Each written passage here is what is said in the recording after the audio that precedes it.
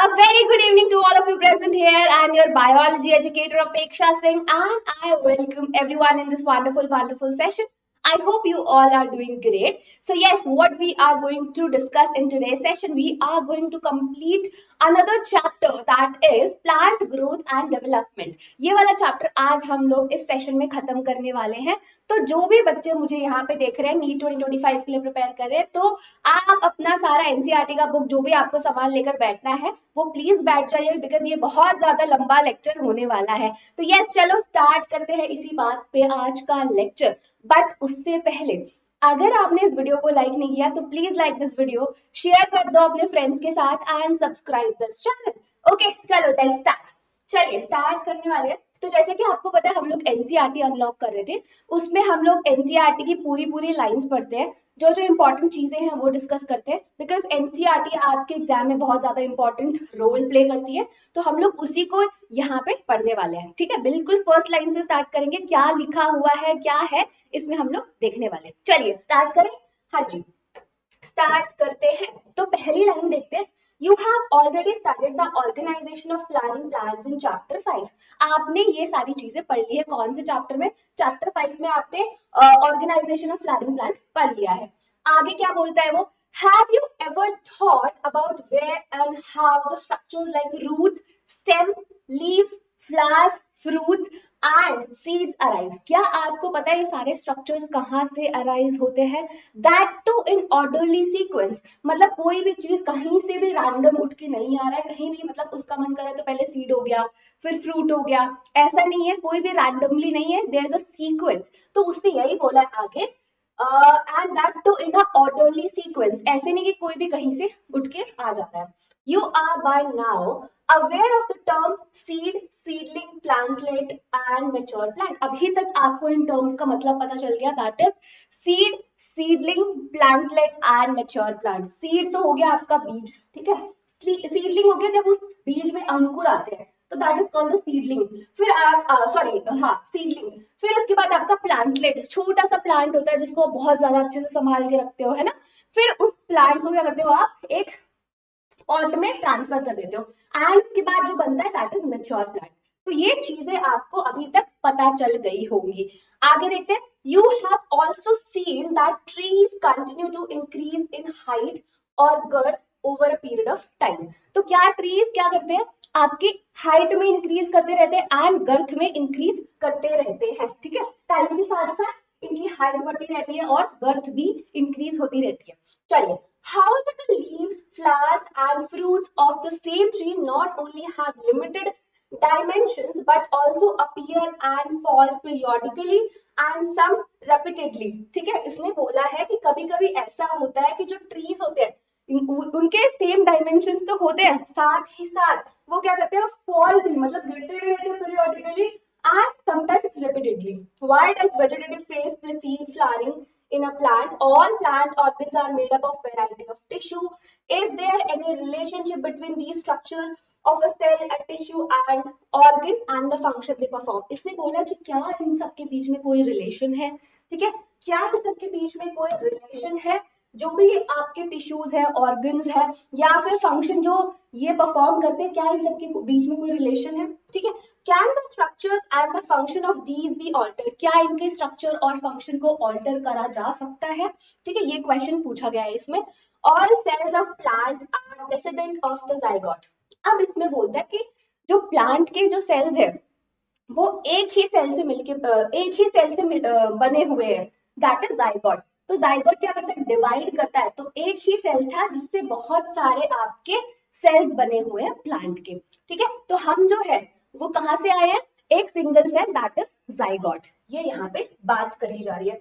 The question is then why and how do they have different structural and functional attributes? अगर हम एक ही cell से बने हुए हैं, ठीक है, जाइगोट का सेल डिवाइड किया, अगर हम एक ही सेल से मिलके बने हुए हैं तो हमारे इतने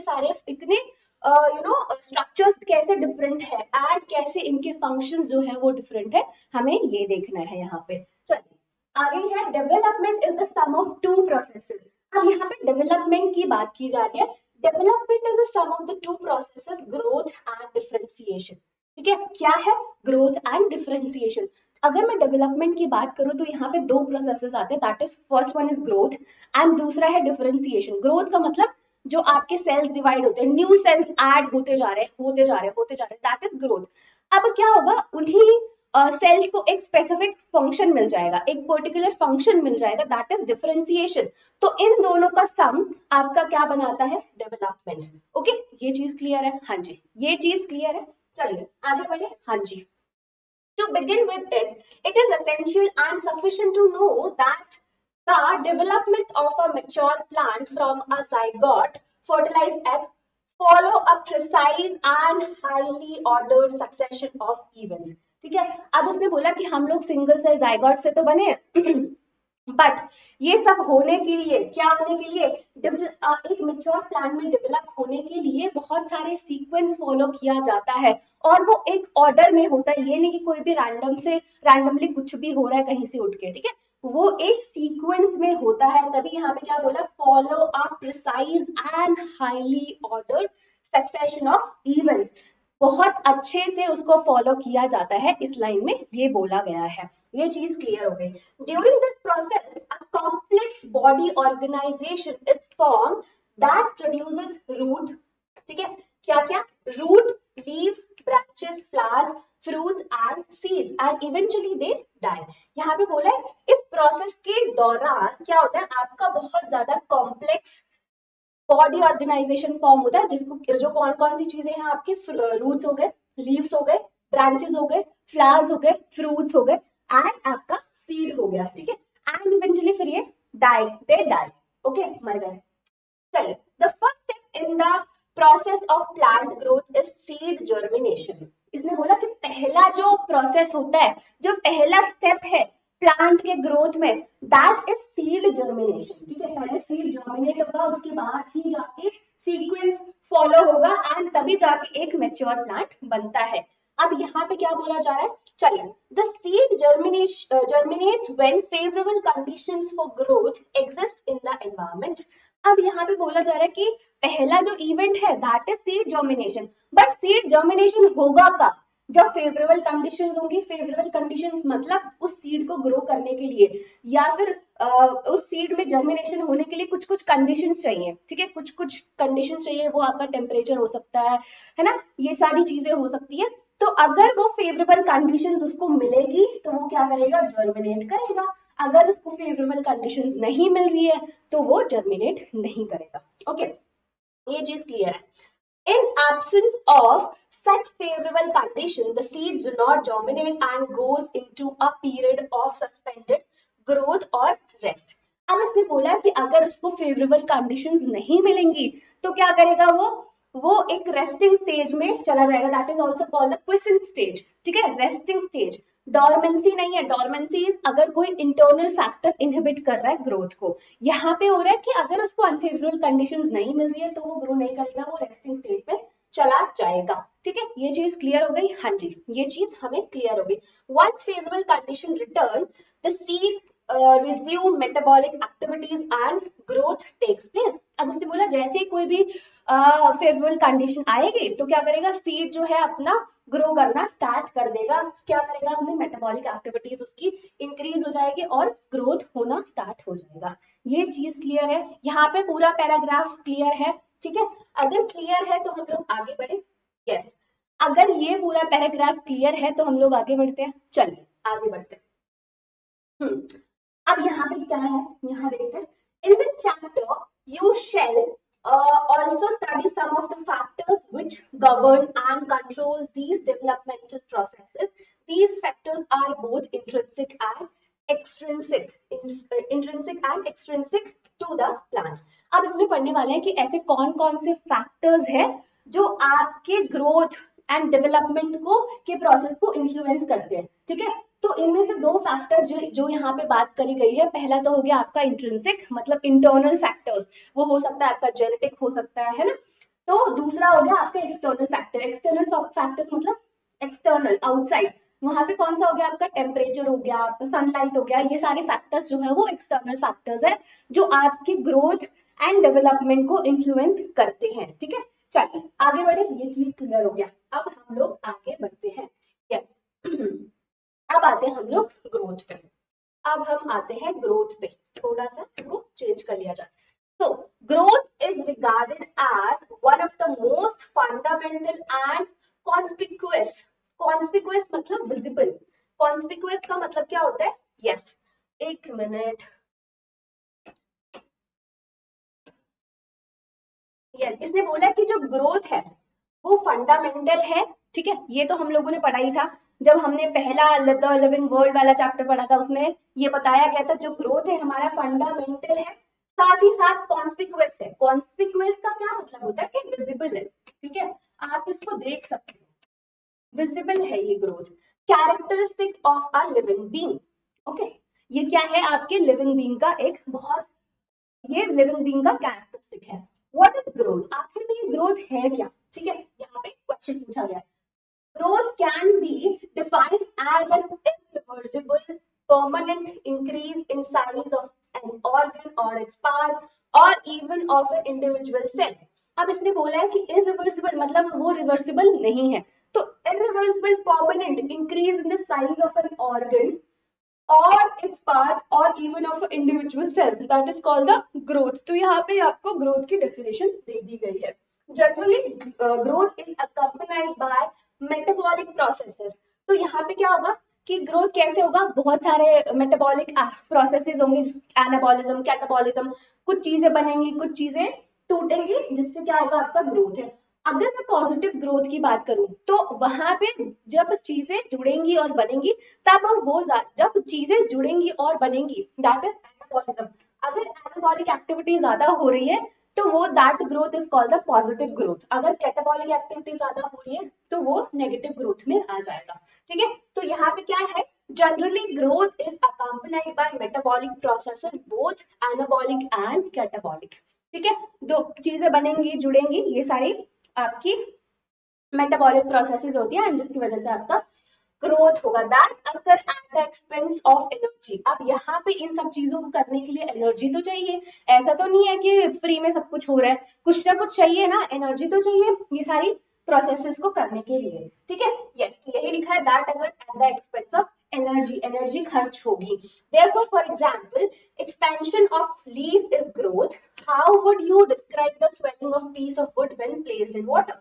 तो हम लोग अगर वुड को वाटर में प्लेस करते हैं तो क्या उसको ग्रोथ बोल सकते हैं? हाँ, बोल सकते हैं, बिकॉज उसमें वाटर गया एंड उसकी वजह से वो क्या हुआ, वुड क्या हो गया, स्वेल हो गया, स्वेलिंग हो गई उसमें। ठीक है, तो उसकी वजह से क्या होगा, हम लोग उसको बोल सकते हैं कि ग्रोथ है। तो यस का आंसर है यस, हम उसको ग्रोथ बोल सकते हैं। ये चीज क्लियर है? ठीक है, ये चीज क्लियर हो गई। चलो आगे बढ़ते हैं। अब हम लोग आगे बढ़ते हैं। अब यहाँ पे है प्लांट ग्रोथ जनरली इज इनडेटर्मिनेट। ठीक है, इनडेटर्मिनेट। ठीक है, यहाँ पे इसने बोला कि आप डेटरमाइन नहीं कर सकते हो, वो क्या होते हैं, इनडेटर्मिनेट होती है। आगे देखते हैं। Plant growth is unique because plant retain the capacity for unlimited growth throughout their life. ठीक है, उनके पास इतनी जो हमारे प्लांट्स है उनके पास कैपेसिटी होती है कि वो growth दिखाते रहते हैं throughout the life. This ability of the plant is due to the presence of meristems at certain location in their body. अब जो मेरिस्टेम्स है वो क्या करते हैं, वो कौन से होते हैं, डिवाइडिंग सेल्स होते हैं, वो डिवाइड करने के लिए वो डिवाइड करते रहते हैं, जिसकी वजह से प्लांट की growth through out the life होती रहती है। वो किसकी वजह से पॉसिबल है, तो उसने यही चीज बोली है यहाँ पे, this ability of plants is due to the presence of meristems. तो मेरिस्टेम्स प्रेजेंट होते हैं जिसकी वजह से आपकी जो ग्रोथ है वो थ्रू आउट द लाइफ चलती रहती है। ठीक है, ये चीज क्लियर है? हाँ जी, आगे बढ़े। Yes, the cells of such meristems have the capacity to divide and self perpetuate. ठीक है, क्या बोला उसने, उन सेल्स के पास एक एबिलिटी होती है टू डिवाइड। ठीक है, तो ये सेल्स क्या होते हैं, ये डिवाइड करते हैं। ठीक है, डिवाइड करेंगे, सेल डिविजन हुआ, डिवाइड करेंगे, एक सेल का चला गया। अब यहाँ पे दूसरा जो सेल है वो भी डिवाइड करेगा, तो ये through out the life divide करते रहते हैं। तो डिवाइड करेंगे, फिर दूसरा सेल हुआ, उसको दूसरा काम देते हैं, फिर ये सेल आपके पास बचा, ये डिवाइड करता रहेगा। तो ये आपके पास हमेशा कोई ना कोई एक सेल है जो डिवाइडिंग रहेगा। ठीक है, प्लांट्स के पास। यस, तो यहाँ पे इसने यही बोला, they have the capacity capacity to divide and self-perpetuate. The product and however soon loses the capacity to divide and such cell make up the plant body. This form of growth wherein new cells are always being added to the plant body by the activity of the meristem is called the open form of growth. अब इसने क्या बोला यहाँ पे कि plant क्या करता है, जैसे उसके मेरिस्टेम सेल्स हैं मैंने जैसे बताया कि डिवाइडिंग होते हैं, तो वो क्या करते हैं, डिवाइड करते हैं, चला गया। अब ये जो सेल है ये हमेशा डिवाइडिंग रहेगा, फिर ये डिवाइड करेगा, दो सेल्स, ये चला गया, फिर ये डिवाइड, इसके पास ये हमेशा रहेगा थ्रू आउट द लाइफ, ये डिवाइड करता रहेगा, ठीक है। यस, तो यहाँ पे यही बोला है, इसको क्या बोलते हैं, ओपन फॉर्म ऑफ ग्रोथ। इसी एबिलिटी को क्या बोला जाता है, आपका open form of growth. What would happen if the meristem ceased to divide? Does this ever happen? ठीक है, अब इसने बोला कि अगर मेरिस्टम डिवाइड करना बंद कर देंगे तो क्या होगा, तो ऑब्वियस सी बात है, अगर मेरिस्टम डिवाइड करना बंद कर देंगे तो ग्रोथ नहीं होगी प्लांट की, ठीक है। सिंपल सा काम है आपके मेरिस्टम सेल्स का। ओके, ये चीज क्लियर है, यहाँ पे ये चीज क्लियर हो गई। चलिए आगे बढ़ते हैं हम लोग। In earlier classes, you have studied about the root apical meristems and the shoot apical meristem. हम लोगों ने पढ़ा था root apical meristem and shoot apical meristem, ठीक है। You know that they are responsible for the primary growth of the plants and the principally contribute to the elongation of the plants along their axis.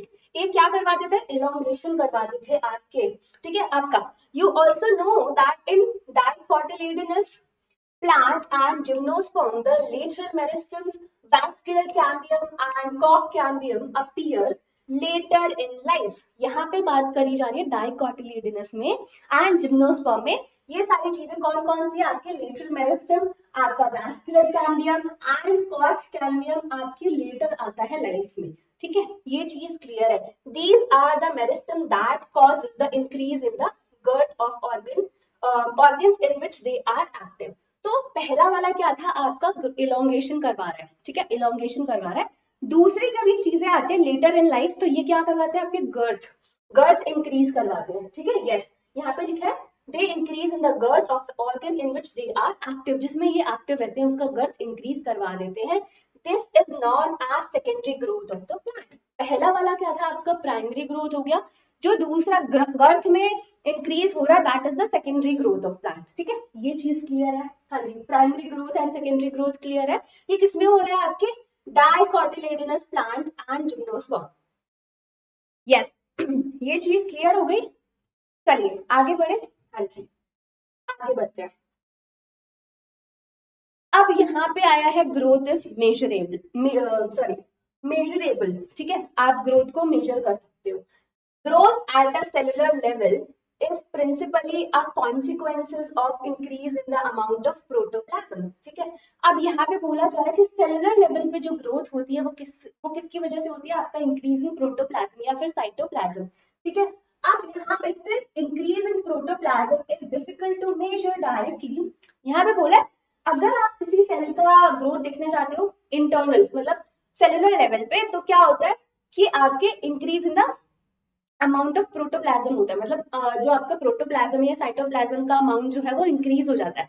अगर increase in the protoplasm, जैसे कि it is very difficult to measure directly, one generally measure some quantity which is more or less proportional to it. तो जैसे आपको पता है कि जो प्रोटोप्लाज्म है उसको मेजर करना थोड़ा डिफिकल्ट है, तो यहाँ पे क्या कर रहे हैं, यहाँ पे कुछ क्वांटिटी को मेजर कर रहे हैं which is more or less proportional to it. यहाँ पे growth is therefore measured by a variety of parameters, some of which are increase in fresh weight, ठीक है। अब यहाँ पे कुछ पैरामीटर्स दिए हुए हैं जैसे जिससे आप ग्रोथ को मेजर कर सकते हो। दैट इज फर्स्ट है आपका फ्रेश वेट। तो फ्रेश वेट में क्या हो गया आपका, वाटर प्लस न्यूट्रिएंट्स, ठीक है। यहाँ पे आपका हो गया वाटर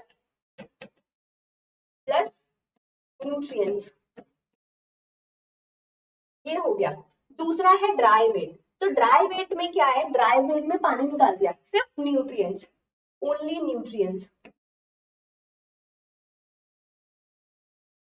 फिर आ गया आपका लेंथ हो गया, area, surface area, volume and cell number, कितने सेल नंबर है, ठीक है। तो ऐसे ये कुछ कुछ पैरामीटर्स हैं जिससे आप ग्रोथ को मेजर कर सकते हो। ठीक है, कौन कौन से हैं आपके? पहला तो हो गया फ्रेश वेट, दूसरा हो गया ड्राई वेट। फ्रेश वेट में आप कर रहे हो water plus nutrients, dry weight में पानी निकाल दिया। ठीक है, पानी निकाल दिया। लेंथ, सरफेस एरिया हो गया, वॉल्यूम और and cell number, volume and cell number. You may find it amazing to know that one single maze, अब ये क्वेश्चन बहुत ज्यादा इंपॉर्टेंट, मतलब ये जो लाइन है बहुत ज्यादा इंपॉर्टेंट है, ये आपकी करेक्ट स्टेटमेंट वाली उसमें आ जाता है, क्योंकि ये क्वेश्चन पीवाईक्यू है, तो इसको बड़े बड़े ध्यान से देखना। ठीक है, ये आ सकता है। यहाँ पे बोला you may find it amazing to know that one single maze root apical meristem can give rise to more than 17,500 new cells per hour। क्या? रूट एपिकल मेरिस्टम जो है 17,500 नए सेल बना सकता है घंटों में। ठीक है, पर आवर, हर घंटे। Whereas cell in a watermelon may increase in size by up to 3,50,000 times. In the former, growth is expressed as increase in cell number। पहले वाले में, किस वाले में? जो हमारा मेज वाला है। ठीक है, मेज वाले में हम लोगों ने ग्रोथ को किसके फॉर्म में देखा? कौन सा पैरामीटर लिया हम लोगों ने?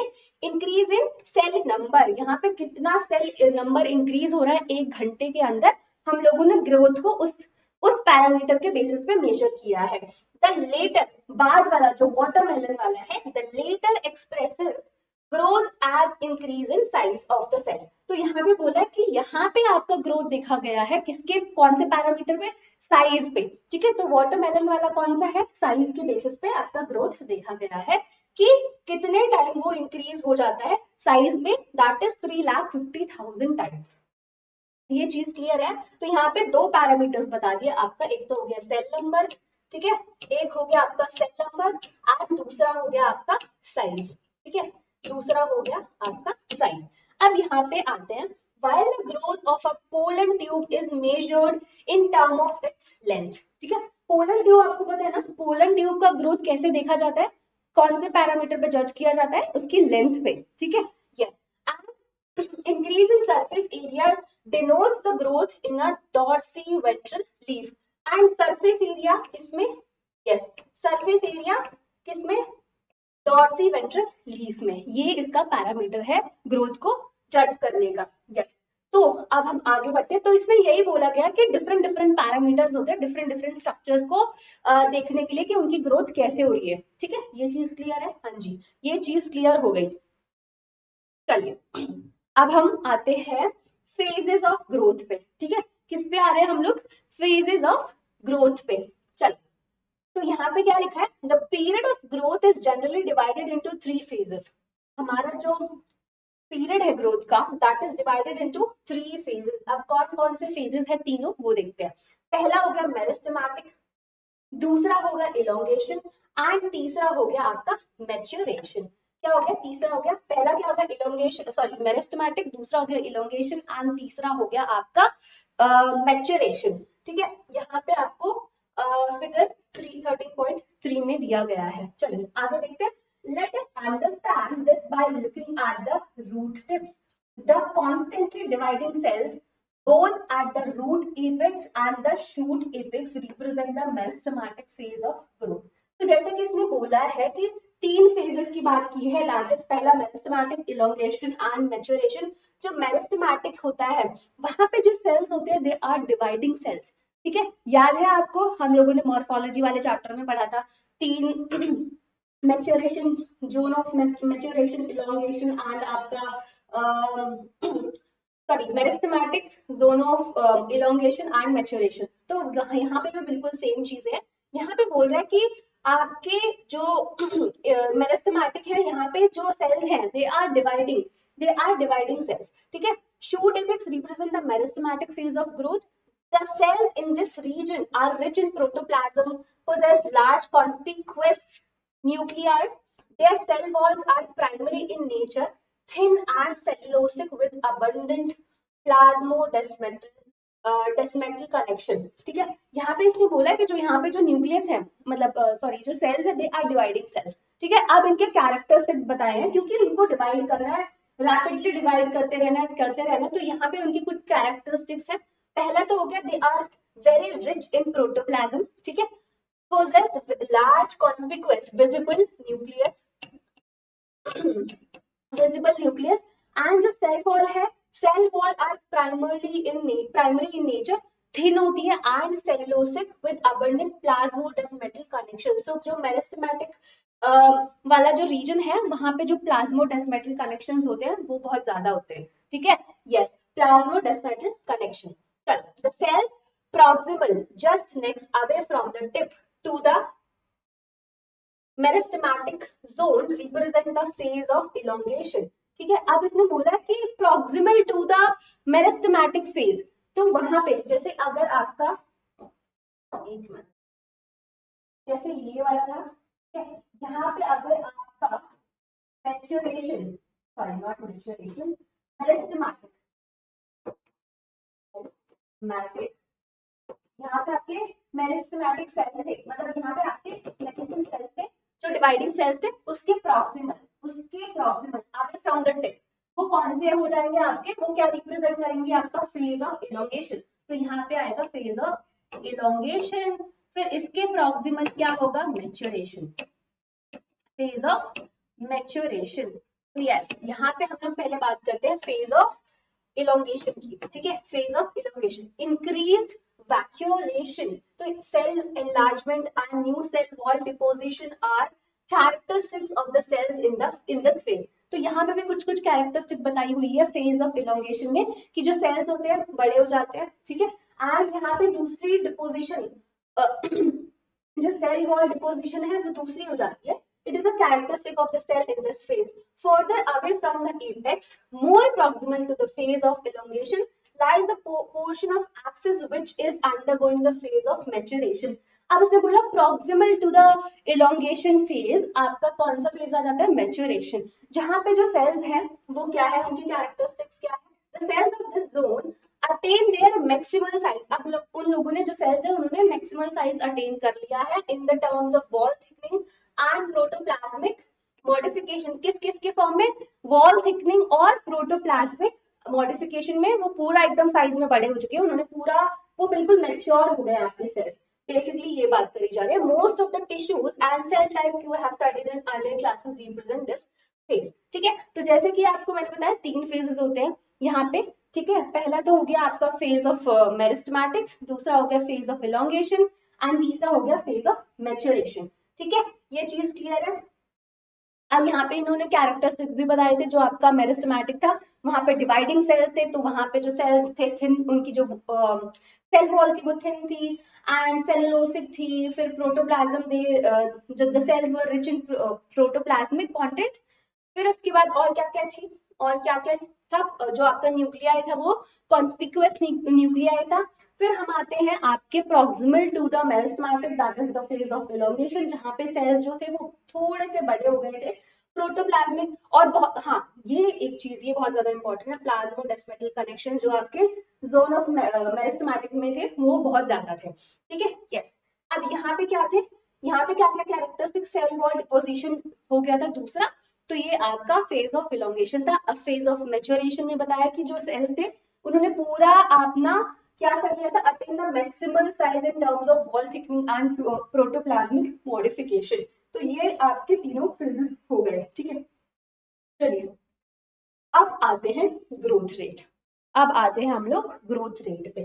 तो the increase growth per unit time is termed as growth rate. अगर आपसे डेफिनेशन पूछा जाए कि ग्रोथ रेट की डेफिनेशन बताओ तो क्या होगा, कितना ग्रोथ हो रहा है पर यूनिट टाइम में, that is defined as growth rate. ये चीज क्लियर है। Thus, rate of growth can be expressed mathematically, and organism or a part of the organism can produce more cell in a variety of ways। आगे देखें तो देखिए अब यहाँ पे दो टाइप का है हमारे पास, एक तो है अरिथमेटिक, दूसरा है ज्योमेट्रिक। जो अरिथमेटिक वाला है इसमें आप देख सकते हो यहाँ पे क्या हो रहा है, 1 से 2, 1 2 3, फिर यहाँ पे नंबर ऑफ सेल्स जो है वो ऐड होते जा रहे हैं, ठीक है, नंबर ऑफ सेल्स जो है वो ऐड होते जा रहे हैं, यस, ये क्या होते जा रहे हैं, ऐड होते जा रहे हैं। तो यहाँ पे क्या हो रहा है, सेल ऐड होते जा रहे हैं। तो अगर मैं इसका ग्राफ देखूंगी, इसका मैं ग्राफ देखूंगी तो ये लीनियर ग्राफ आएगा, ठीक है, इसका अगर मैं ग्राफ देखूंगी तो ये लीनियर ग्राफ होगा। क्या होगा? ये लीनियर ग्राफ होगा। ठीक है, क्या एग्जाम्पल है इसका? अगर मैं एग्जाम्पल की बात करूं तो ये आपके मेरिस्टेम सेल्स, जो आपके मेरिस्टेम सेल्स है, डिवाइडिंग सेल्स, वो ऐसी ही ग्रोथ को शो करते हैं। ठीक है, ये चीज क्लियर है। अब हम आते हैं ज्योमेट्री। अब यहाँ पे जैसे मैंने बोला कि एक सेल डिवाइड हुआ, वो चला गया, फिर दूसरा सेल ये फिर डिवाइड होगा, फिर चला गया दूसरा सेल, फिर ये वाला जो सेल है फिर वो डिवाइड होगा, फिर ये चला जाएगा, फिर ये सेल डिवाइड होगा। ये आपका अरिथमेटिक ग्रोथ में आ गया। अब ज्योमेट्रिक ग्रोथ में जो ग्रोथ हो रहा है दैट इज एक्सपोनेंशियल। एक्सपोनेंशियल। अब यहाँ पे दोनों सेल्स जो है वो डिवाइड होते जाए, मतलब ये दोनों सेल है, ये दोनों डिवाइड होंगे, एक सेल डिवाइड नहीं होगा, यहाँ पे दोनों सेल डिवाइड होंगे। तो यहाँ पे 1 से 2 4, फिर आगे 6, फिर 8, तो एक्सपोनेंशियल ग्रोथ हो रही है। ठीक है, क्या हो रही है? एक्सपोनेंशियल ग्रोथ हो रही है। तो अगर मैं इसके ग्राफ की बात करूं तो हमें जो इसमें ग्राफ मिलेगा S shape, sorry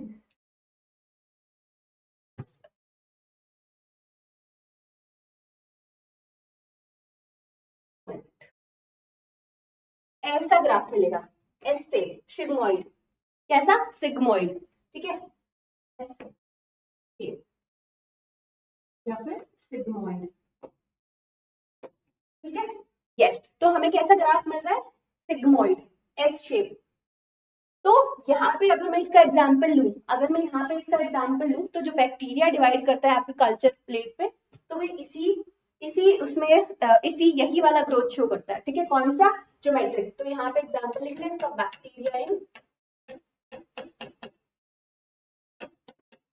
culture plate.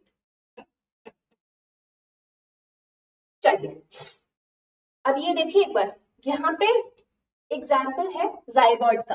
तो जब जाइगोट डिवाइड करता है, जब स्टार्ट करता है, जब जाइगोट जैसे सिंगल सेल है वो डिवीजन स्टार्ट करता है, तो सबसे पहला जो किस पहला अगर वो दिखाएगा तो वो अरिथमेटिक ग्रोथ दिखाएगा। मतलब कैसे डिवाइड होता है? 1 से 2 हो गया, फिर 2 3 4, एक सेल ऐड होते जाते हैं। बट जब सारे सेल वो एक मतलब एक स्ट्रक्चर बना लेगा, उसके बाद वो कौन सा फेज दिखाता है? अरिथमेटिक। तो यहाँ पे सेल्स आर कैपेबल, दोनों माइटोटिक डिवीजन है, दोनों ही माइटोटिक डिवीजन है। आगे आगे आगे हम लोग बात करने वाले। तो जाइगोट पहले कौन सा फॉलो करता है? अरिथमेटिक, एंड लास्ट में लेटर फेजेस में आपका ज्योमेट्रिक ग्रोथ को सॉरी ज्योमेट्रिक आपका सॉरी ज्योमेट्रिक ग्रोथ शो करता है आपका जाइगोट। ठीक है, ये चीज क्लियर है? Yes. Cells that lose capacity to, तो यहाँ पे stages during the embryo development showing geometric and arithmetic phases. तो पहले जो आपका जाइगोट है वो कौन सा फेज दिखाता है? आपका अरिथमेटिक, एंड देन दूसरा आपका हो गया ज्योमेट्रिक। यस, ये चीज क्लियर है? यस। चलो आगे बढ़ते हैं। The growth rate shows an increase that may be arithmetic or geometrical। यहाँ पे बोला है कि ग्रोथ रेट जो है वो that shows an increase that में भी वो अरिथमेटिक भी होता है, हो सकता है, और ज्योमेट्रिकल भी हो सकता है। In arithmetic growth following mitotic cell division, ये माइटोटिक सेल डिवीजन की माइटोटिक सेल डिवीजन है। Only one daughter cell continues to divide while other differentiate and matures. जैसे मैंने बताया कि जो अरिथमेटिक ग्रोथ है उसमें क्या होता है? एक सेल है वो डिवाइड करेगा, फिर ये चला जाएगा। ठीक है, ये क्या होगा? मैच्योर हो गया।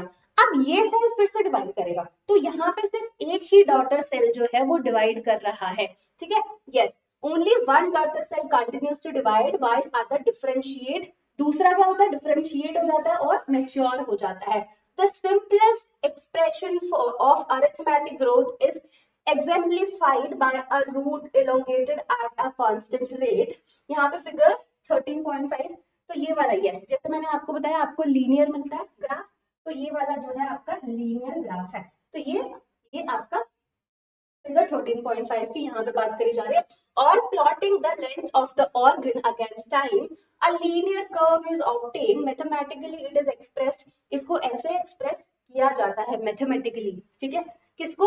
अरिथमेटिक ग्रोथ को मैथमेटिकली ऐसे रिप्रेजेंट किया जाता है।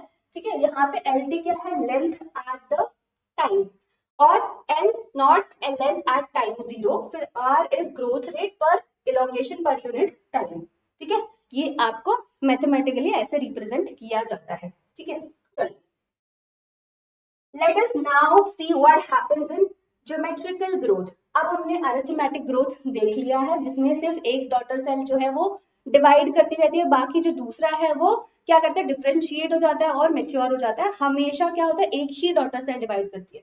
अब यहाँ पे ऑपोजिट है। ज्योमेट्रिकल ग्रोथ में क्या है, in most systems the initial growth is slow, lag phase.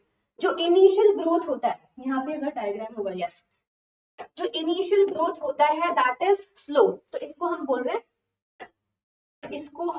हैं लैग फेज। तो इनिशियल ग्रोथ क्या है, स्लो, तो हम इसको बोल रहे हैं लैग फेज। तो ये वाला आपका हो गया लैग फेज। ठीक है, अब हम आगे बढ़ते हैं। अब यहाँ पे और क्या बोला जा रहा है, यस, क्या बोला जा रहा है, lag phase and increase rapidly thereafter at an exponential rate। फिर क्या करता है, वो एकदम से अचानक से इंक्रीज करता है at an exponential rate। Here both the progeny cells following mitotic cell division retain the ability to divide and continue to do so, however with limited nutrient supply the growth slows down leading to a stationary phase। ठीक है, अब यहाँ पे आते हैं फिर क्या होगा, इंक्रीज हो जाएगा। ठीक है, जिसको हम बोलते हैं एक्सपोनेंशियल फेज। ग्रोथ इंक्रीज हुआ, फिर आके एक स्टेशनरी फेज आ जाएगा। ठीक है, लिमिटेड सप्लाई ऑफ न्यूट्रिएंट्स की वजह से। तो यहाँ पे जैसे बोला है, following mitotic cell division retain the ability to divide and continues to, however with limited nutrient supply the growth slows down leading to a stationary phase। ठीक है, ये चीज क्लियर है आपका। पहले जो ग्रोथ होता है दैट इज लैग फेज, बहुत ज्यादा स्लो होता है, फिर अचानक से इंक्रीज होता है एट एन एक्सपोनेंशियल रेट। ठीक है, फिर उसके बाद इसको बोलते हैं हम लैग फेज, सॉरी हाँ, lag phase, not lag phase, exponential phase.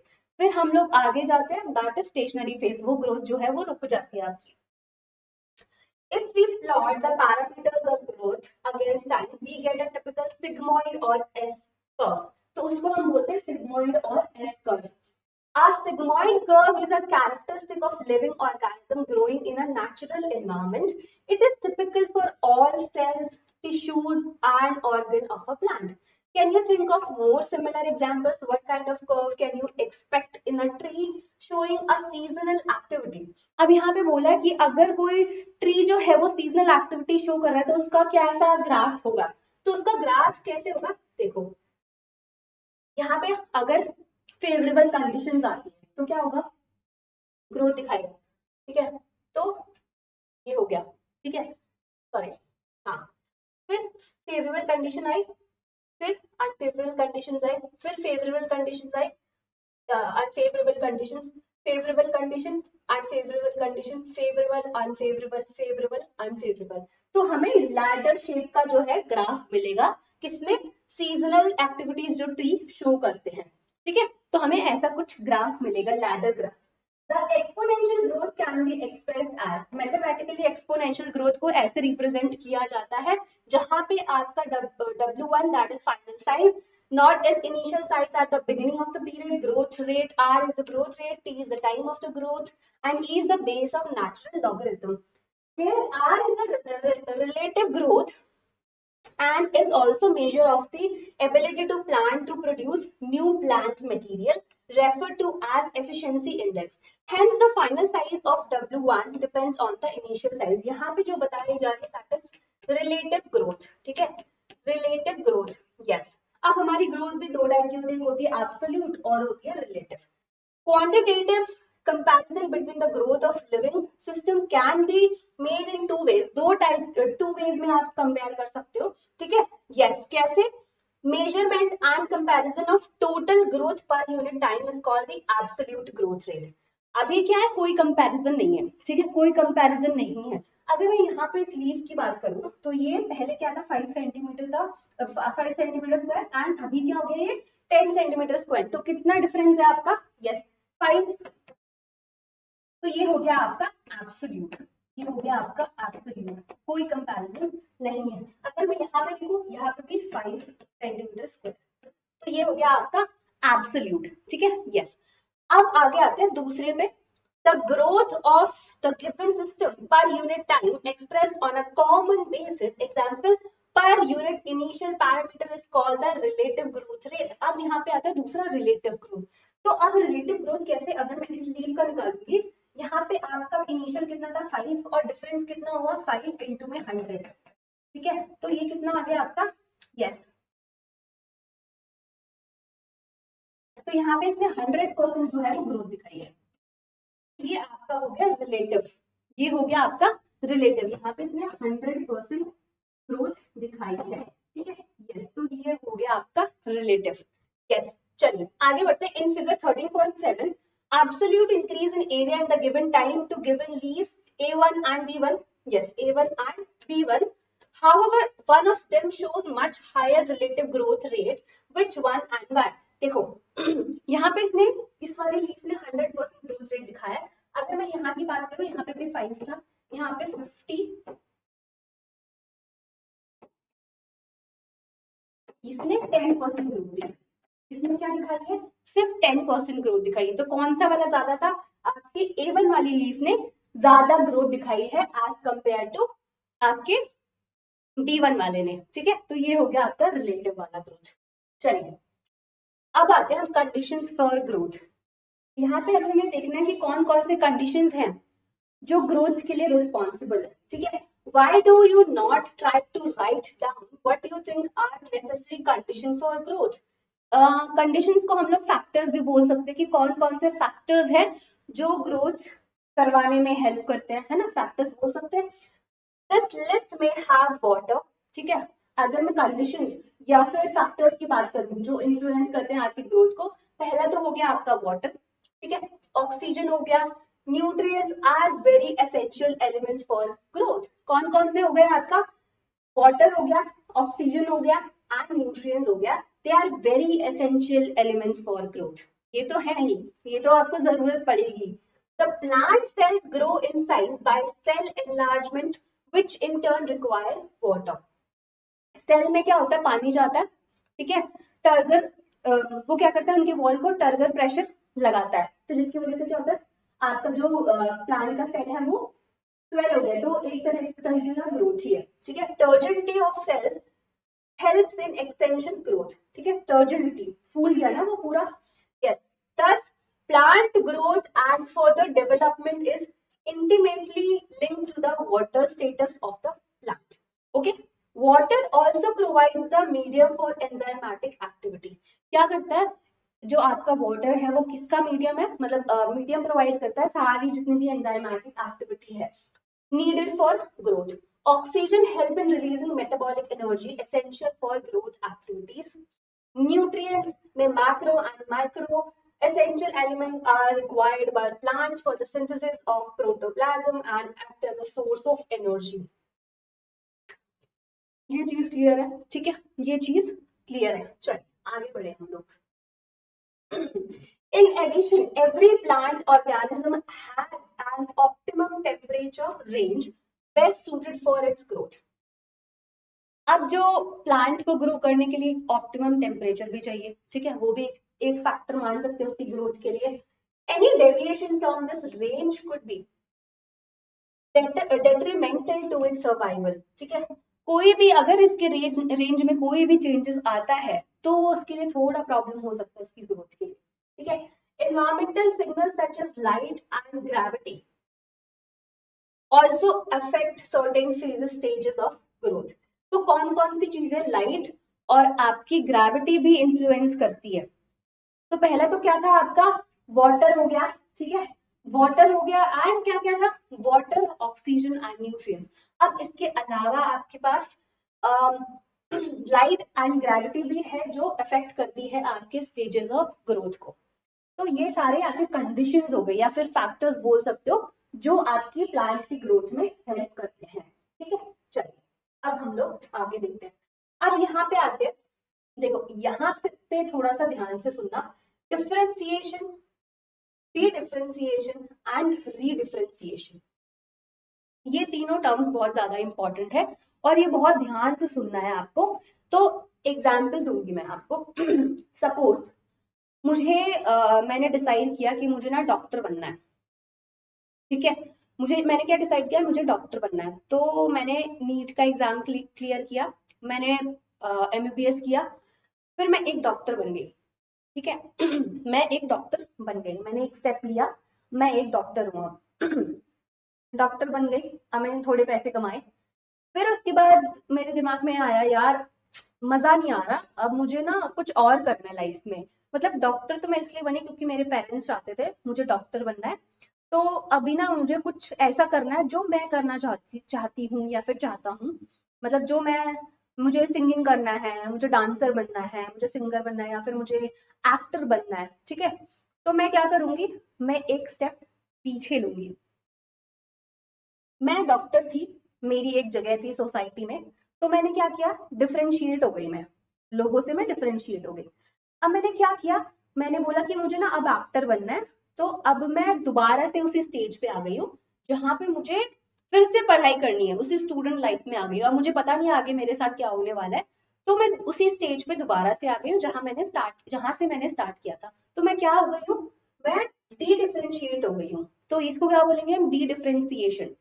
यहाँ पे अब मैं थिएटर में सीख रही हूँ, ठीक है। मैंने एक्टिंग स्कूल ज्वाइन कर लिया, अब मैं एक स्टूडेंट की तरह फिर से वो जर्नी स्टार्ट कर रही हूँ। फिर थोड़े सालों के बाद मैंने क्या किया मैं एक एक्टर बन गई हूँ, अब मैं एक्टिंग कर रही हूँ। तो ये क्या हो गया आपका, रीडिफरेंशिएशन। क्या हो गया ये आपका, रीडिफरेंशिएशन। अगर ये चीज आपको समझ में आ गई है तो ये टॉपिक बिल्कुल समझ में आ जाएगा, ठीक है। यस, ये इसको इस एग्जाम्पल से आप बिल्कुल रिलेट कर लो प्लांट में। ओके, चलिए अब यहाँ पे देखते हैं। The cell derived from root apical and shoot apical meristems and cambium differentiate and mature to perform specific functions। ठीक है, यहाँ पे बोला है कि जो सेल्स होते हैं apical end sorry root apical end shoot apical meristems के, वो डिफरेंशिएट होते हैं और एक स्पेसिफिक फंक्शन परफॉर्म करते हैं, ठीक है, स्पेसिफिक फंक्शन परफॉर्म करते हैं। Yes, this act leading to maturation is termed as differentiation. उसने भी क्या डिसाइड किया कि एक फंक्शन परफॉर्म करना है, वो अलग हो गए, वो डिफरेंशिएट हो गए। इसको क्या बोल रहे हैं हम लोग, डिफरेंशिएशन बोल रहे हैं। जैसे कि मैंने डिसाइड किया था कि मुझे डॉक्टर बनना है, तो मैंने नीट की पढ़ाई करी और मैंने डॉक्टर पढ़ी, सॉरी एमबीबीएस की पढ़ाई करी और मैं डॉक्टर बन गई। ये हो गया differentiation. During the differentiation cells undergo few to major structural changes both in their cell wall and protoplasm। ये सारी चेंजेस हो गई। Okay, for example to form a tracheary element the cell would lose their protoplasm. अब उसने बोला कि differentiation के दौरान जो सेल्स है उनको कुछ कुछ चेंजेस, उनकी कुछ कुछ चेंजेस होते हैं, किसमें, आपके स्ट्रक्चरल चेंजेस। यहाँ पे स्ट्रक्चरल चेंजेस की बात करें, किसमें, आपके both in the cell wall and protoplasm. Cell wall and protoplasm में आपका चेंजेस हो रहा है। जैसे कि फॉर एग्जांपल यहाँ पे ट्रैक्टरी एलिमेंट्स की बात करें जाइलम में, तो the cell would be sorry the cells would lose their protoplasm.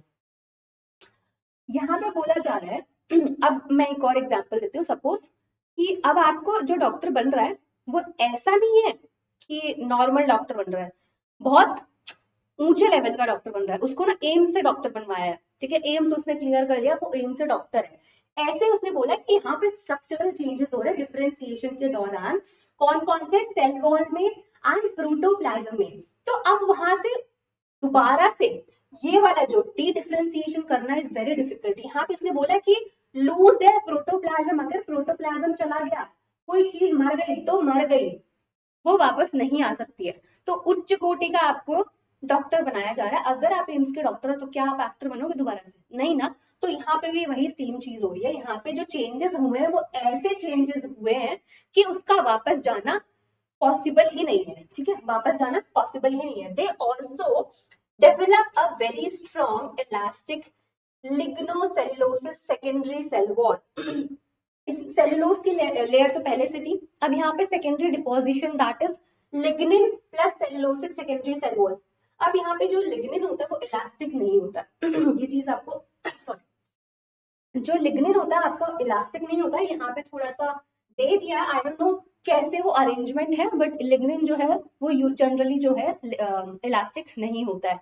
तो यहाँ पे बोला दे also develop a very strong elastic ligno cellulosic secondary cell wall to carry water to long distance even under extreme tensions। ठीक है, try to correlate the various anatomical features you encounter in plants to functions they perform। तो usually आपका parenchyma जो है वो ही जाता है आपके डिफरेंशिएशन में, ठीक है। यस, आपके ट्रैकेरी एलिमेंट्स नहीं जाते।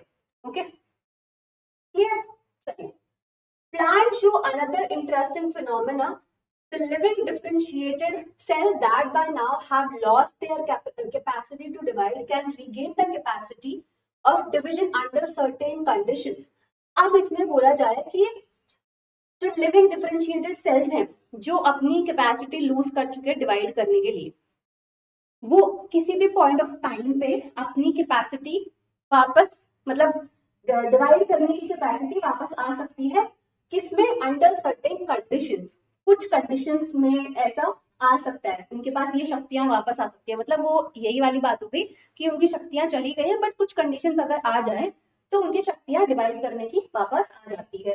This phenomena is termed as dedifferentiation. Again मैंने जैसे बताया कि उसको डॉक्टर बन गया था, अब उसको एक्टर बनना है, तो वो डी डिफरेंशिएट हो गया, दोबारा से एक्टिंग स्कूल में आ गया, तो यहाँ पे हो गया D differentiation.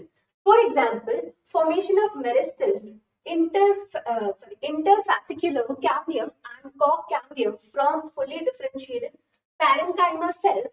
While doing so, such meristem tissue are able to divide and produce cells that once again lose the capacity to divide but mature to perform specific functions। ठीक है, ये चीज क्लियर है। Get redifferentiated। List some of the tissues in the woody dicotyledonous plant that are the products of redifferentiation। How would you describe a tumor? यहाँ पे भी ऐसे ही है ना कि सेल था, उसने अपनी कैपेसिटी जो है वो लूज कर दी थी, अगेन उसने रीगेन कर ली कैपेसिटी, अब वो डिवाइड करता जा रहा है, डिवाइड करता जा रहा है। तो ये एग्जांपल किसका है? आपका डी डिफरेंशिएशन का, ट्यूमर वाला। किसका एग्जांपल है? डी डिफरेंशिएशन का। What would you call the parenchyma cells that are made to divide under controlled laboratory conditions during the plant tissue culture। तो ये भी किसका एग्जांपल है? आपका डी डिफरेंशिएशन का। किसका एग्जांपल है यार? आपका parenchyma डी डिफरेंशिएशन। ठीक है, ये चीज क्लियर है? चलिए आगे बढ़ते हैं। Recall in section 13.1.1 we have mentioned that the growth in plants is open। जैसे कि मैंने बताया था कि जो प्लांट का ग्रोथ होता है वो ओपन होता है। It can be indeterminate or determinate। Now we may say that even differentiation in plants is open because cell tissue arising out of the same meristem have different structures at maturity। The final structure and maturity of cell tissue is also determined by the location of the cell within। For example, cell position away from the root apical meristem differentiate as a root cap cells, ठीक है, while those pushed to the periphery mature as epidermis। अब उसने यहाँ पे क्या बोला जा रहा है? जो सेल्स हैं अगर वो बाहर की तरफ है, बाहर वाले सेल्स ये नहीं बोल सकते कि मुझे तो जाइलम बनना है, ऐसा नहीं बोल सकते। जो सेल पेरिफेरी में है उनका काम क्या होगा? एपिडर्मिस। ठीक है, जो अंदर की तरफ है उनका काम दूसरा होगा। तो ऐसे ही है कि लोकेशन पे डिपेंड करता है, जैसे यहाँ पे बताया है। For example, cell position away from the root apical meristem differentiate as a root cap. अब वो ये नहीं बोल सकता कि मुझे तो फूल बनना था, मुझे कुछ और बनना था। ठीक है, अब उसको रूट कैप ही बनाया जाएगा, root cap cell. while those pushed to the periphery, उनको क्या बनाया जाएगा? एपिडर्मिस ही बनाया जाएगा। अब वो बोलेगा मुझे जाइलम बनना है, तो ऐसे थोड़ी पॉसिबल है, लोकेशन पे डिपेंड करता है। Can you add a few more examples of open differentiation correlating the position of cell to its position in an organ? चलिए अब हम आते हैं डेवलपमेंट। किस पे आते हैं? डेवलपमेंट पे आते हैं। अब यहाँ पे क्या डेफिनेशन दी है? Development is a term that includes all changes that an organism goes through during its life cycle from germination of the seed to senescence। अब इसने बोला है कि जो डेवलपमेंट है, डेवलपमेंट एक ऐसा टर्म है जिसमें सारे चेंजेस, जितने भी चेंजेस हो रहे हैं आपके एक प्लांट के लाइफ साइकिल में। अब प्लांट का लाइफ साइकिल होता है जहां पे वो बिल्कुल सीड था और एक मेच्योर प्लांट हुआ, फिर वो उसका बुढ़ापा आ गया, सेनेसेंस आ गया। ठीक है, तो वो सारे जो सारी चीजें हो रही हैं, जो सारे इवेंट्स हो रहे हैं, that is called the development। ठीक है, development is a term that includes all the changes और events जो भी हो रहे हैं आपके लाइफ साइकिल, प्लांट की लाइफ साइकिल में, उसको हम बोलते हैं डेवलपमेंट। क्या हो रहा है? सीड से लेकर वो मतलब बर्थ से लेकर सेनेसेंस तक वो जो भी चीजें हो रही हैं, जो भी चेंजेस हो रहे हैं, वो डेवलपमेंट हो जाएगा। अच्छा, diagrammatic representation of sequence of processes which constitute the development of a cell of a higher plant is given. ठीक है, it is also applicable to tissues and organs. चलिए यहाँ पे देखते हैं। ठीक है, यहाँ पे देखते हैं मेरिस्टेमेटिक सेल। ठीक है, यहाँ पे हमारा मेरिस्टेमेटिक सेल है, मतलब डिवाइडिंग सेल है। यहाँ पे प्लाज्मेटिक ग्रोथ हो रहा है, प्लाज्मेटिक ग्रोथ हो रहा है, साथ ही साथ एक्सपेंशन और इलोंगेशन। ये क्या कर रहा है, फिर सेल डिवाइड कर रहा है। जैसे आपको बताइए सेल डिविजन करता है, ये सेल डिवाइड करता है। ठीक है, ये क्या करता है, सेल डिवाइड करता है। अब ये क्या हो गया, डिफरेंशिएशन हो गया इसका, डिफरेंशिएशन हो गया, साथ ही साथ ये मेच्योर भी होता जा रहा है और साथ साथ इसका मेच्योरेशन भी हो रहा है। अब ये क्या बन गया आपका, मेच्योर सेल। तो वही एग्जांपल, डॉक्टर वाला एग्जांपल दूंगी कि क्या हुआ कि उसने बोला मेरिस्टेमेटिक सेल था आपका छोटा बच्चा, उसका सिर्फ एक ही काम है, स्कूल जाना है, ये सब काम करना है, फिर घर वापस आ जाना है, स्कूल में जाना है, इधर उधर लड़ाई झगड़ा करना है, घर वापस आना है, खाना खाना है, होमवर्क करना है, सो जाना है। तो ये आपका था मेरिस्टेमेटिक सेल। अब उसने क्या किया, उसने बोला मुझे डॉक्टर बनना है, मुझे मुझे डॉक्टर बनना है। अब उसने नीट की तैयारी करी, नीट की तैयारी करी। ठीक है, नीट की तैयारी करी, अब एमबीबीएस किया। ठीक है, यहाँ पे आपका एमबीबीएस हो रहा है। अब वो एमबीबीएस कर रहा है, साथ ही साथ मेच्योर भी होता जा रहा है। ठीक है, मेच्योर भी होता जा रहा है, यहाँ पे वो डॉक्टर बन गया है, मेच्योर से। यहाँ पे एक डॉक्टर बन चुका है आपका छोटा बच्चा। यहाँ पे मैं एग्जांपल दे रही हूँ, यहाँ पे बिल्कुल गोली मत देना कि आप तो क्या बना रहे हो। ठीक है, यहाँ पे छोटा बच्चा जो है डॉक्टर बन गया। अब उसने नौकरी करी बुढ़ापे तक और उसकी डेथ हो गई। ये तो हो गया सिंपल। अब यहाँ पे क्या होता है, यहीं पे क्या होगा आपका, ये डिसाइड करेगा, नहीं मुझे ना डॉक्टर नहीं बनना, मैंने बहुत पैसे कमा लिए, अब मुझे डॉक्टर नहीं बनना, अब मैं वही करूंगा जो मेरा मन करेगा। तो क्या करेगा वो, फिर से आपके यहाँ पे आ जाएगा। यस, फिर से यहाँ पे आ जाएगा। तो इसको क्या बोलेंगे हम लोग, डी डिफरेंशिएशन।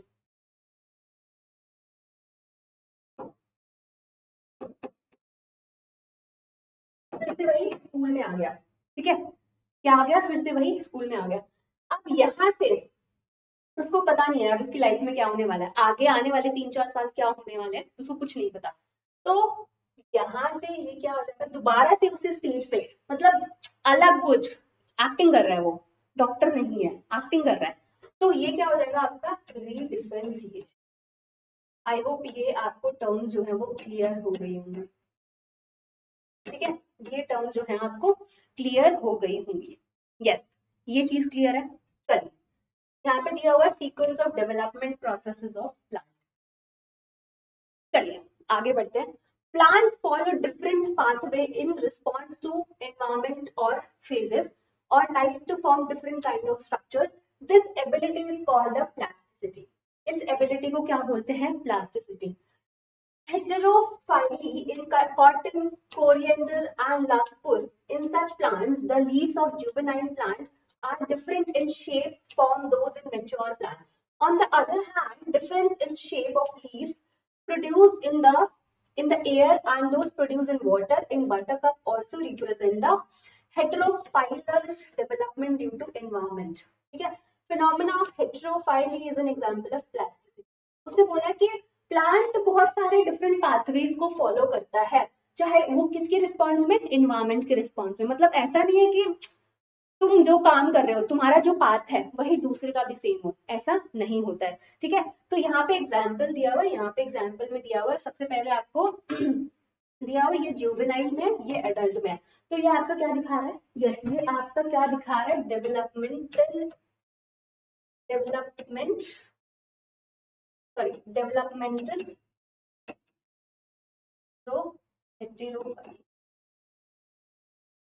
एंड ये वाला जिस जो आप बटरकप में देखते हो टेरेस्ट्रियल हैबिटेट में ऐसा होता है एंड वाटर हैबिटेट में ऐसा हो जाता है।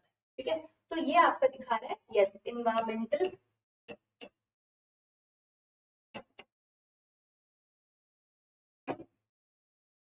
इसको हम बोलते हैं प्लास्टिसिटी। इसको क्या बोला जाता है, प्लास्टिसिटी। इसमें आते हैं आपके ये हो गया आपका कोरिएंडर, लाक्सफुर, और क्या था, और क्या था यहाँ पे, यस कॉटन, यस यहाँ पे कॉटन। ये किसमें है, बटर कप में, ठीक है, ये किसमें है, बटर कप में है। ये चीज क्लियर हो गई, ये चीज क्लियर हुई कि नहीं। चलिए आगे आते हैं। Thus, growth, differentiation and development are very closely related events in the life of plant. Broadly, development is considered as the sum of growth plus differentiation. जो हमारा development है वो किसका सम है, आपके growth and differentiation, इन दोनों का सम है आपका development. Development in plants, both growth and differentiation is under the control of intrinsic and extrinsic factor. जो आपका डेवलपमेंट है, पहले तो किसका सम है, आपका ग्रोथ एंड डिफरेंशिएशन का। डेवलपमेंट जो है वो किसके कंट्रोल में, आपकी जैसे मैंने बताया था पहले, इंट्रिंसिक और एक्सट्रिंसिक फैक्टर्स। इंट्रिंसिक फैक्टर्स जो है इंटरनल फैक्टर्स हो गए, जैसे आपका जेनेटिक हो गया, ठीक है। एक्सटर्नल फैक्टर में आपका टेम्परेचर आ जाता है, ठीक है। तो यहाँ पे दिया हुआ है, the former include both intracellular, जिसको जेनेटिक जेनेटिक फैक्टर इन्फ्लुएंस कर सकता है, और intercellular factors chemical such as plant growth regulators. तो यहाँ पे केमिकल्स, प्लांट ग्रोथ रेगुलेटर्स, ये भी आपका डेवलपमेंट में इंफ्लुएंस कर सकता है। While the latter includes the light, temperature, water, oxygen, nutrition.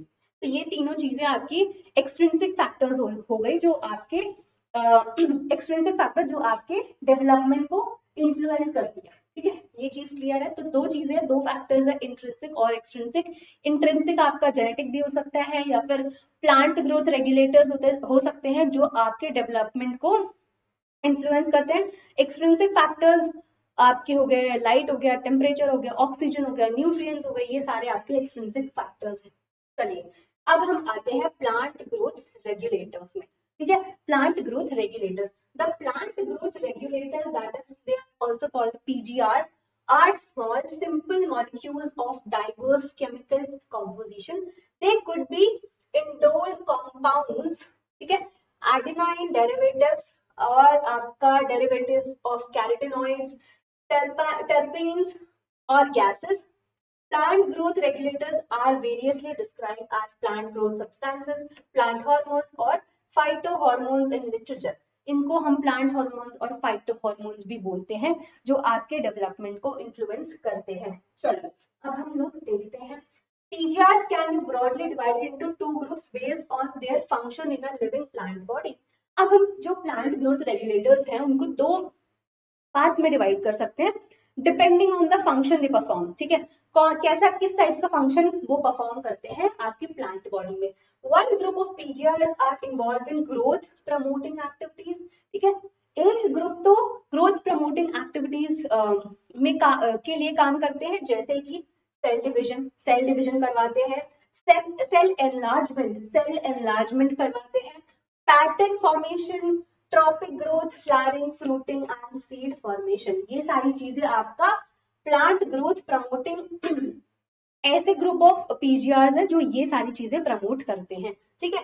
And these are also called the plant growth promoters. इनको क्या बोला जाता है, प्लांट ग्रोथ प्रमोटर्स भी बोला जाता है। एग्जाम्पल है आपके पास ऑक्सिन, गिबरेलिंस एंड साइटोकाइनेज। ये तीनों जो है प्लांट ग्रोथ रेगुलेटर्स, जो क्या करवाते हैं आपके, यस क्या करवाते हैं, they promote plant growth.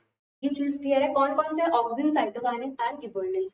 The PGRs of the other group play an important role in plant respond to wounds and stresses of biotic and abiotic origin. They are involved in various growth inhibiting activities. ये तो support कर रहे हैं, ठीक है, ये तो promote कर रहे हैं, ये क्या कर रहे हैं, इनहिबिट कर रहे हैं। अब कोई ना कोई तो होना चाहिए ना रोकने के लिए, ये तो प्रमोट कर रहे हैं, ठीक है, ग्रोथ को प्रमोट कर रहे हैं। एंड ये क्या कर रहे हैं, इनहिबिट कर रहे हैं, such as dormancy and abscission. The PGR abscisic acid belong to this group. जो आपका एब्सिसिक एसिड है वो इस ग्रुप में बिलोंग करता है, जो इनहिबिट करता है, ठीक है, प्लांट की ग्रोथ को इनहिबिट करता है। The gaseous PGR ethylene could fit either of the groups, but it is largely an inhibitor. अब जो इथाइलिन है, ठीक है, ethylene can be promoter also and inhibitor also, ठीक है, इनहिबिट भी कर सकता है ग्रोथ को और प्रमोट भी कर सकता है, बट जो अगर ब्रॉडली देखा जाए, लार्जली देखा जाए तो ये एक इनहिबिटर है, ठीक है, ये एक इनहिबिटर है, प्लांट की ग्रोथ की, सॉरी प्लांट के ग्रोथ को इनहिबिट करता है, ठीक है। तो यस हमारे पास कौन हो गया, auxin, gibberellin and cytokinin, and inhibitor में एलियन हो गया और इथाइलिन हो गया, इथाइलिन को हम लोग इनहिबिटर ही मान लेते हैं, ठीक है। यस ये चीज क्लियर हो गई, ये चीज क्लियर हुई। चलिए अब हम आते हैं the discovery of plant growth regulators, कैसे इनकी डिस्कवरी हुई, हमारे जितने भी प्लांट ग्रोथ रेगुलेटर्स हैं उनकी डिस्कवरी कैसे हुई, चलिए देखते हैं। Interestingly, the discovery of each of the 5 major groups of PGR have been accidental. अब कोई भी डिस्कवरी होती है वो पहले से सोची समझी नहीं होती, सब कुछ एक्सीडेंटल ही होता है, ठीक है। तो यस इनकी भी जो डिस्कवरी हुई थी वो एक्सीडेंटल हुई थी। All this started with the observation of Charles Darwin and his son Francis Darwin when they observed that the colipotyle of canary grass responded to unilateral illumination by growing towards a light source phototropism, ठीक है। After a series of experiments, it was concluded that the tip of the colipotyle was site of transmittable influence that caused the bending of the entire colipotyle. Auxin was isolated by F.W. Wendt from the tips of colipotyle of oat seedling, ठीक है।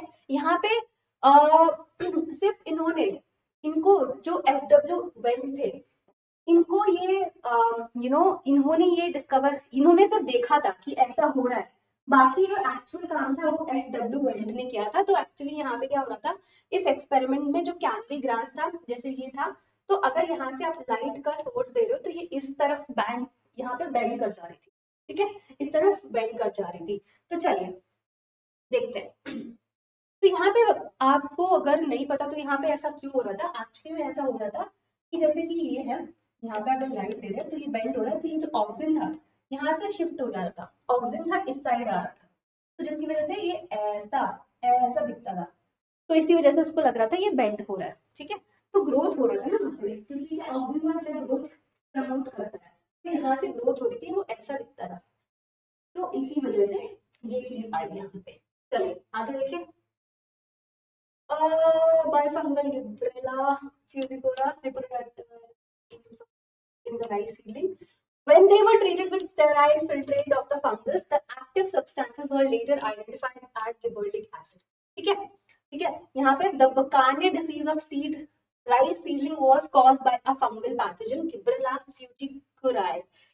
E. Kurosawa reported the appearance of symptoms of disease in the rice seedling when they were treated with sterile filtrate of the fungus. The active substances were later identified as gibberellic acid. यहाँ पे ऐसे आपका gibberellic acid जो है वो discover हुआ था। फिर F. Skoog and his co-workers observed that from the internodal segments of tobacco stem, the callus, a mass of undifferentiated cell, proliferated only if, in addition to oxygen, the nutrients medium was supplemented with one of the following: extract of vascular tissue, yeast extract, coconut milk of DNA Miller et al.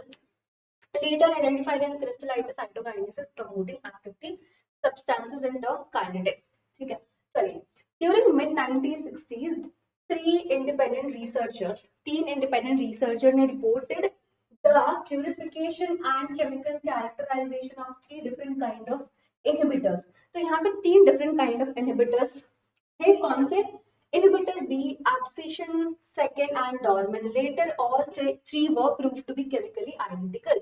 It was named abscisic acid, ABA. H.H. Cousins, 1910, confirmed that release of the volatile substances from the ripened oranges that hasten, मतलब fast कर देते हैं. The ripening of the stored unripe bananas.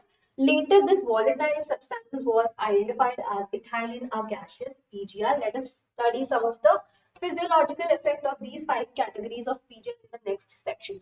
अब हम लोग यहाँ पे क्या पढ़ने वाले हैं, पांचों के बारे में पढ़ने वाले हैं कि क्या क्या इनके फंक्शन, मेजर फंक्शंस क्या क्या है पांचों PGRs के। सबसे पहले स्टार्ट करते हैं हमारे ऑक्सीजन से, ठीक है। तो जैसे आपको पता है ग्रोथ प्रमोटर है, ठीक है।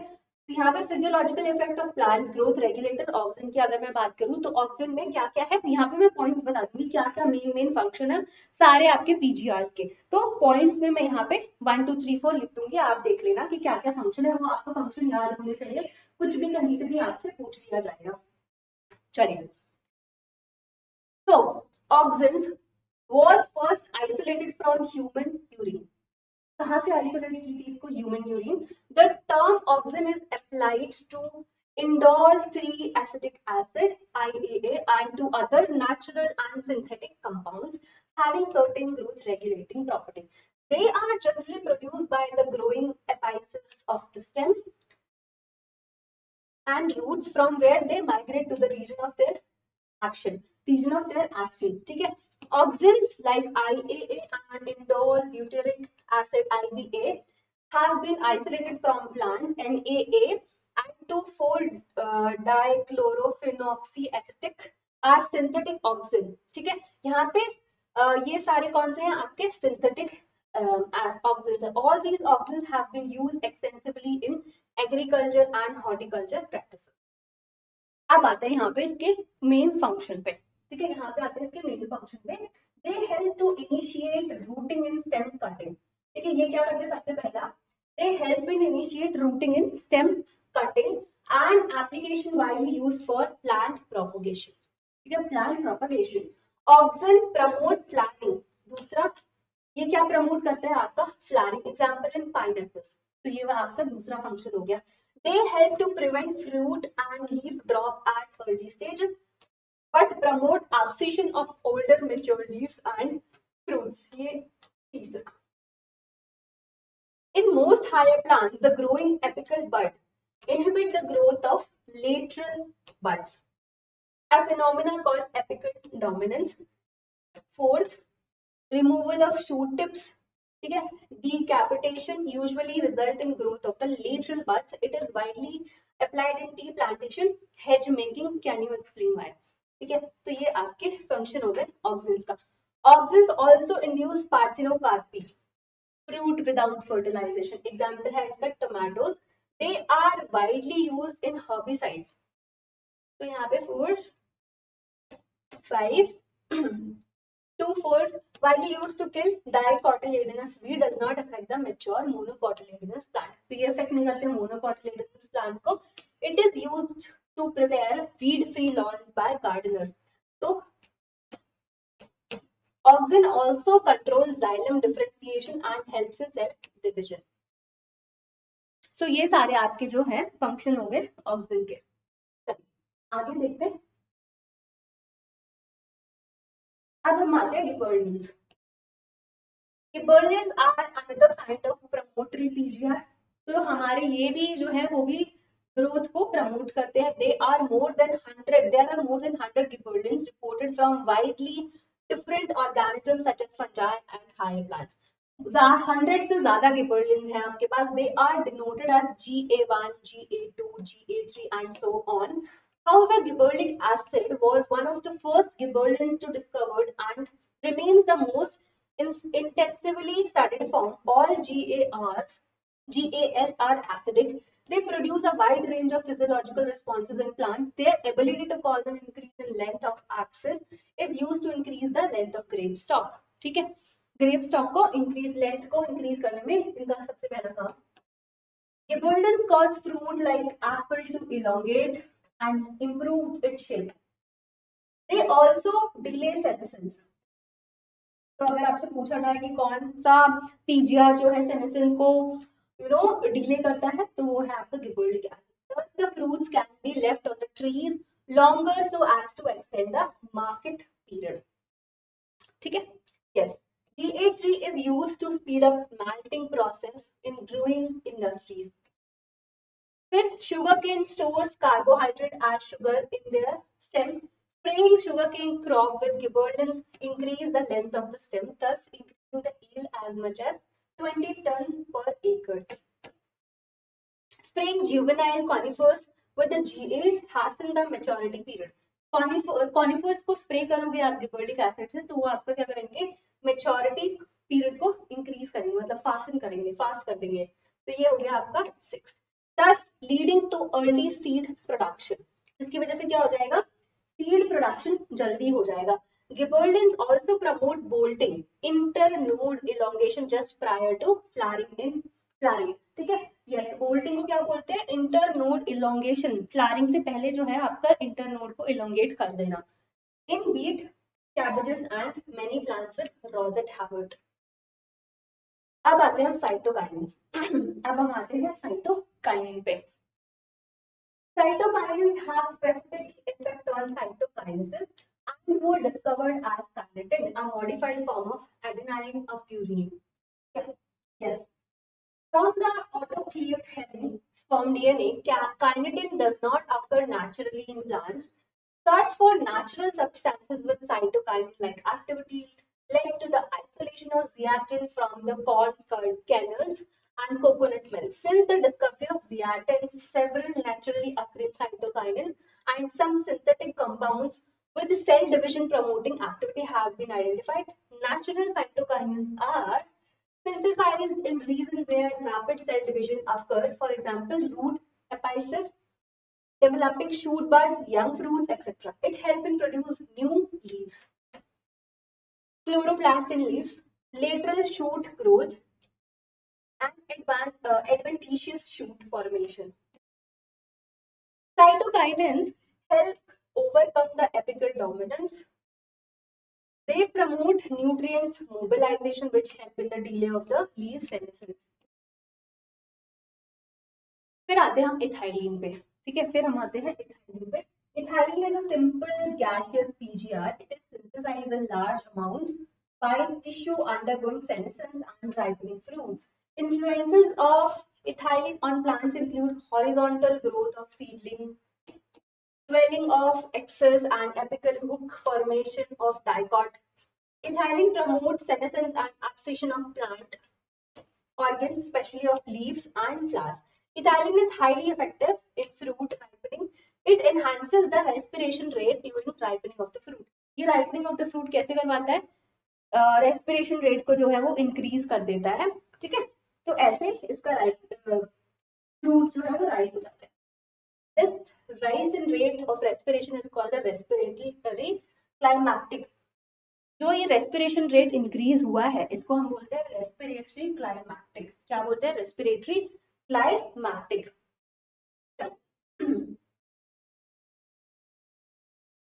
हाँ, ethylene breaks seeds and bud dormancy. Initiate germination in peanut seed. Sixth, sprouting of potato tubers. Seventh, ethylene promote rapid internode petiole elongation in deep water rice plant. Eighth, it helps in leaves upper parts of the shoot to remain above water.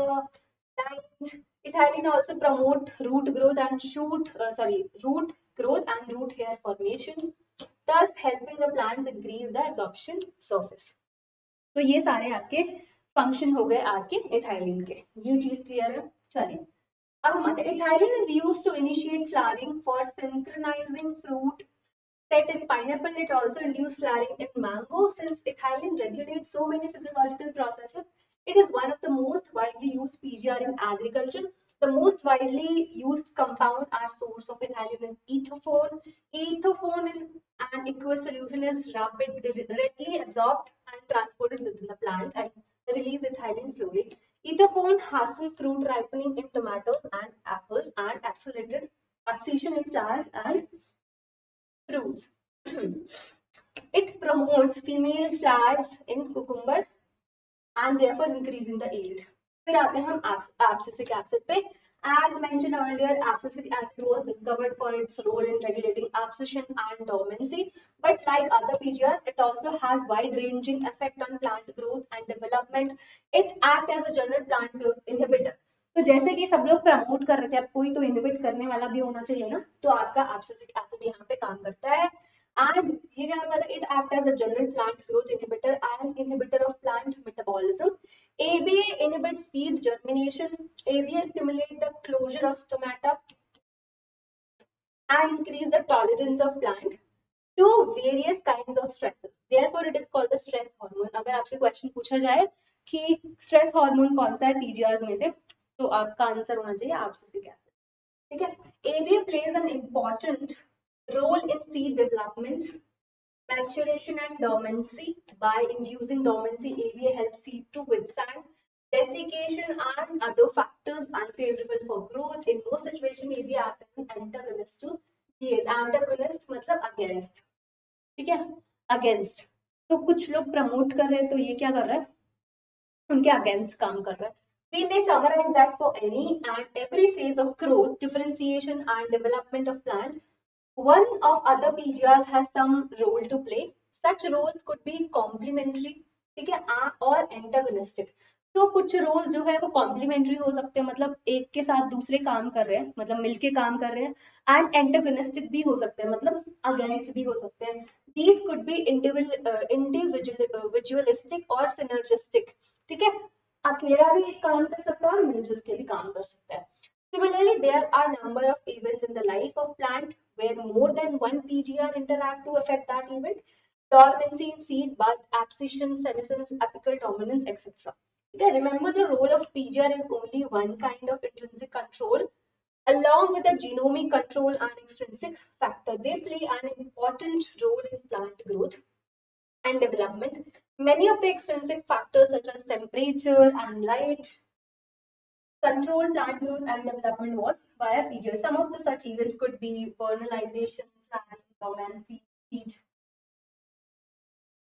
ठीक है, चलिए तो यहाँ पे हम लोग आज का चैप्टर खत्म करते हैं. तो ये सारा चीज यहाँ पे खत्म हो गया. तो आई होप ये पूरा चैप्टर जो है आपका रिवाइज हो गया होगा.